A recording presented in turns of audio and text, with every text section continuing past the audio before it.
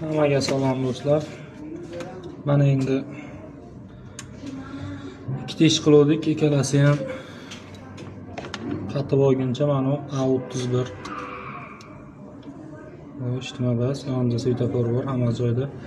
Zaryad olmayotgan ekan, zaryad oladigan qildik. Aytib o'tamiz, do'konimiz yangi ochilgani uchun 15% skidkada ketyapti remontlarimiz. Qimmat ishlarga juda oson bo'ladi. Klientlarga oson bo'ladi. Mana A32 ekan, ekran almashtirdik. Xudo xolisa ishlayapti. Har bir qilinishning bir oy kafolati bor. Mana shu klientlarimiz qatib olguncha ikkalasini ham biz bunday qilib bo'sh vaqtimizda to'plab qo'ygan ishlarimizni almashtiramiz. Sensorlarni ajratamiz. Bunday qilib bitta bor to'planib qolgan ekan. Yana bitta 32 ning chekasi singan ekan. Uni ham almashtirish iltimos qilishdi. Bunisini bunday shu sinovlari ko'payib ketib qolibdi. Keyin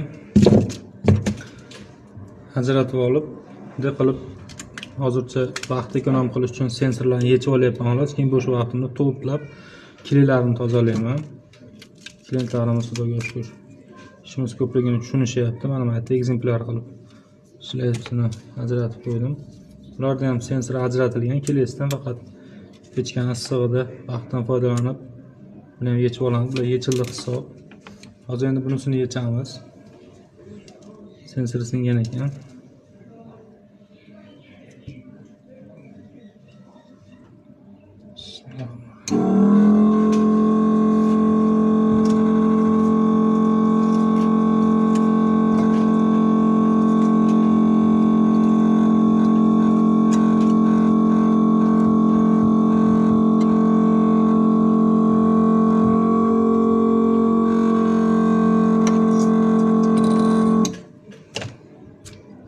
Setkasi teshik bo'ladi, teshigiga to'g'ri kelmasa mashina chiqib ketib qoladi. Bundan oldingi stiklan shishalar tushib qolgan ekan. Strushka deydimi?